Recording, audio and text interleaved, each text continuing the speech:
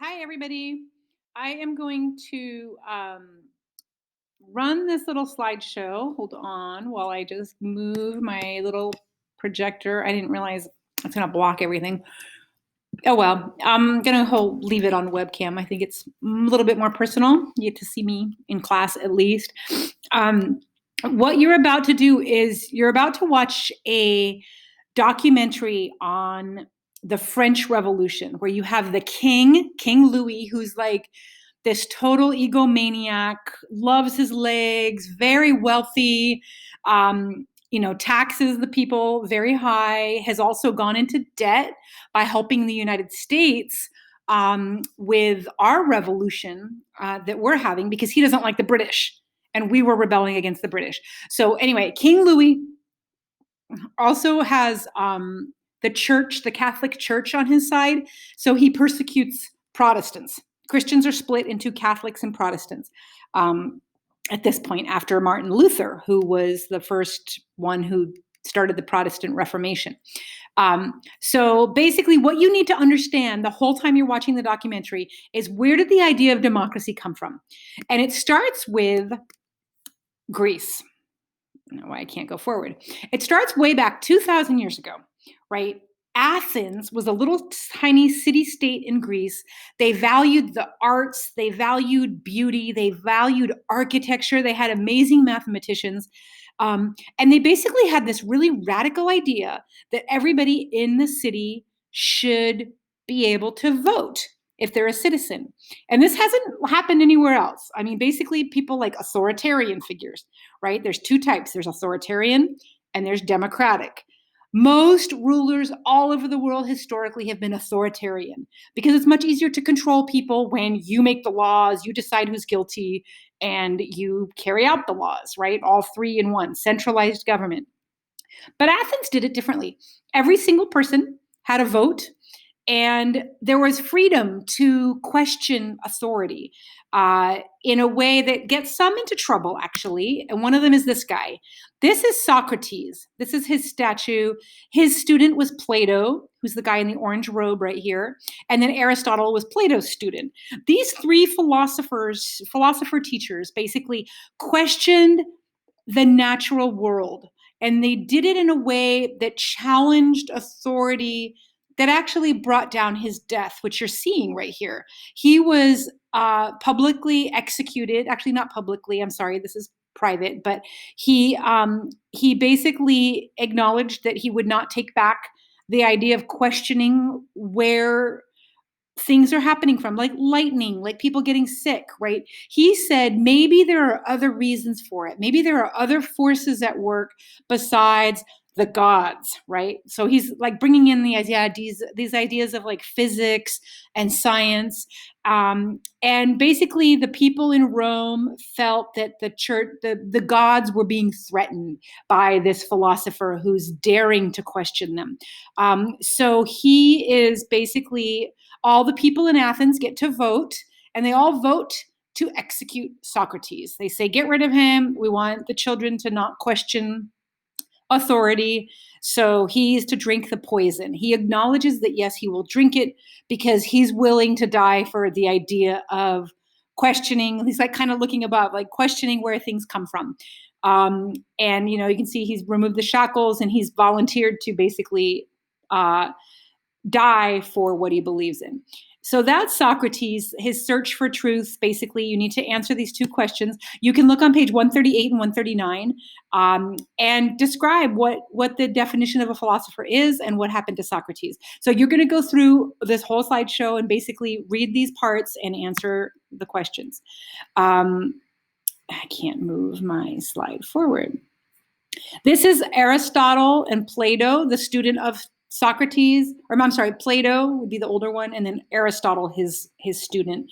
This is in the school of Athens in Greece, where they opened a school for the humanities, the arts, to study all kinds of things beyond just what the temples told them to. So again, this is just a very short little time period of democracy way back in Greece. Then we go to Rome, and the Roman Republic, they basically take over Greece, And this is, again, 2,000 years ago, basically. But they did it a little differently. Not just where every single person who was a citizen voted for laws, but they would now elect one person to be the representative. So that's what a republic is. They have a representative to vote on the laws and to basically act as, that's what this is, a legislative branch. And Rome divides up the power into 3 branches. And each one is independent of the other. So the Congress cannot make laws just like that and enact them. They need to be carried out by the president. And if the president wanted to carry out and there was a suit that was filed, then the courts would say, nope, sorry, that's illegal. So they basically check each other out and balance each other. And that's what the branches of power are. Okay. Then, I hate that I cannot move my cursor. This happens each time and I don't know what to do.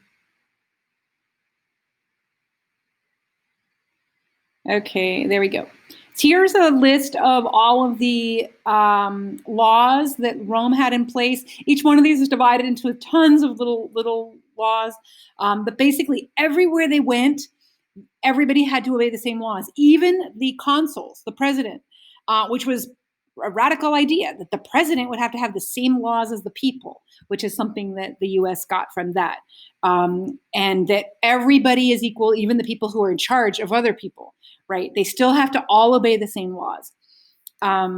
This is Rome in the middle of Italy, takes over. This is France. It becomes France. This is going to become Great Britain or the UK. And everywhere they go around the Mediterranean Sea into Turkey and North Africa, all of the laws are the same. They basically all have to obey the same law. Unfortunately, what starts to happen is it gets to be too big and not everybody agrees with the same laws. This side starts to split away from this side. They break apart. And this is how like big, empires crumble, if they get too big, too divided, so they can't stay together. So basically, again, you're looking at page 157 to answer the questions about this in the slideshow. This is now the opening when they divide and they're too big for their government. 4 bad guys come in to break up the Romans: the Visigoths, the barbarians, the Vandals, and the Huns. And they're basically big tribes from the north. And they come in and they break the Roman Empire apart. And so then it's like 1,000 years of what are called the Dark Ages. And during the Dark Ages, basically it becomes very, very religious. Christianity has basically taken over most of Europe, and they're very intolerant of other beliefs. It is the biggest the only Christianity that existed for 1,500 years was the Catholic Church. And the Catholic Church is in charge, very hierarchy, connected to the king. The king usually had, cathedrals built. And then there's a split. And now this is the split that you all know about already. And you're going to watch this video it's just a wrap about Martin Luther, who Martin Luther basically splits, right? The Christian church now splits between those who protest the Catholics. They're called the Protestants, and those who continue as Catholic. So we have Catholics and we have Protestants. But the reason this is important is because it is the beginning of the questioning of the church. The idea that you could have more than one different idea about God and the Bible even. So Martin Luther comes up with his ideas of the 95 Theses, and that's what this is. You're going to watch this and basically write down all the things that he disliked, the corruption, everything else. And the printing press was how he brought the Bible to the regular people, because now one of the things he protests about the Catholics was that you had to speak Latin. It was the language of the church, and if you didn't speak Latin, then you're kind of cut off from God. So that was his idea, was that there should not be a split. So in your own words, you're saying, okay, what happened? This is a little quiz that you're going to do. Then this brings us to the beginning of the documentary that you're going to watch.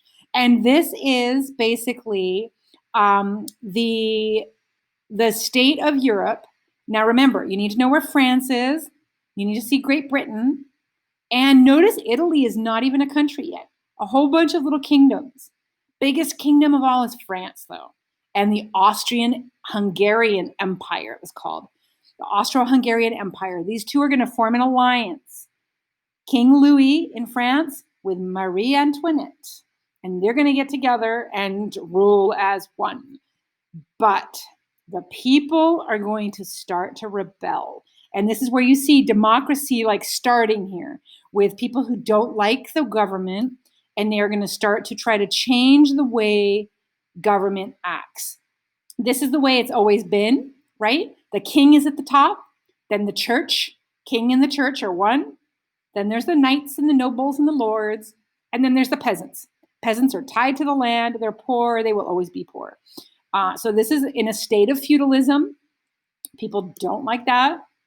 And basically, you're going to get the arrival of this guy. King Louis is the center of the universe for everybody in France. He's Catholic. So if you are not Catholic, you're in trouble. He called himself the Sun King. He was not limited by Congress or anything else. He did not have a constitution. He made the laws. He judged people. He carried out the laws.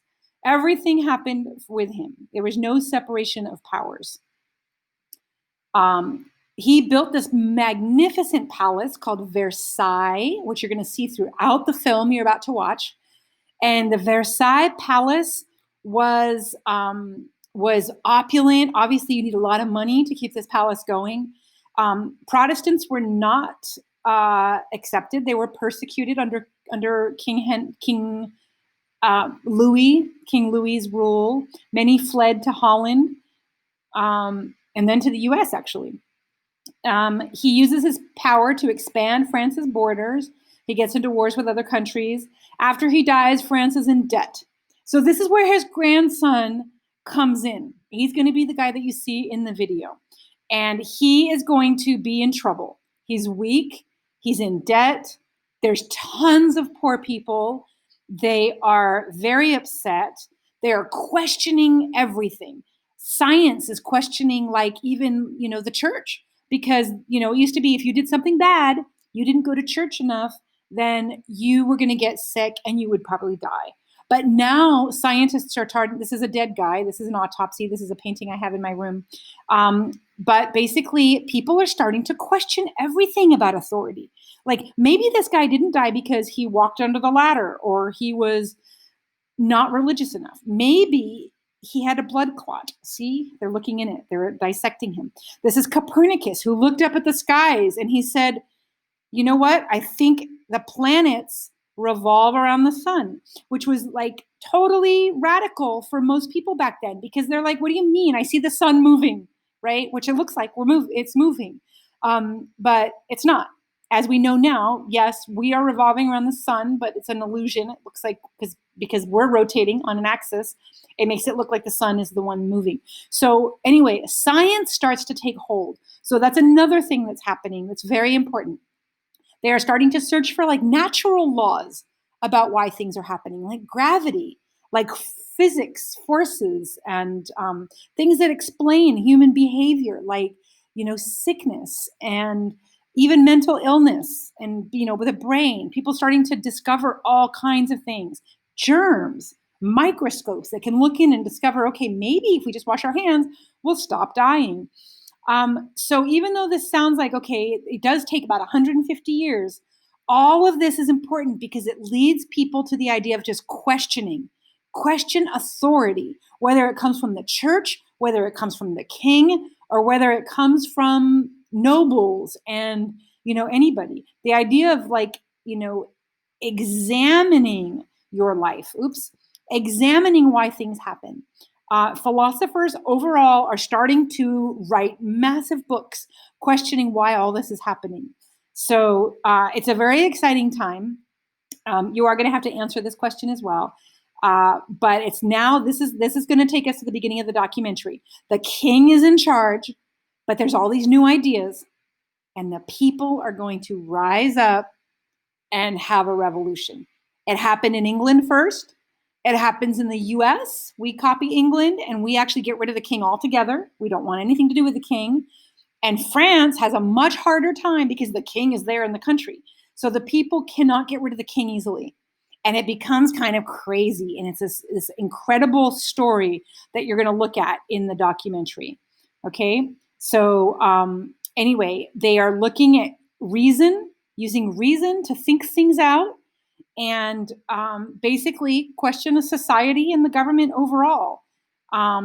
There's a famous quote that kind of symbolizes all of this, that we are born free, but everywhere we're in chains. And the chains are the chains of like being a slave to your master, whether it is the Lord, to your land, because you have no rights to land. You have no rights to, and this is, obviously there are slaves. Slaves start in the US in the 1600s.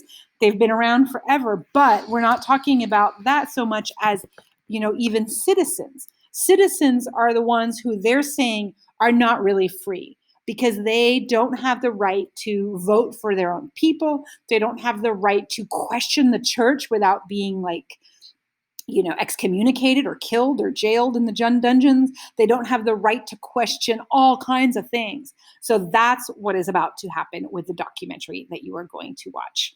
Okay?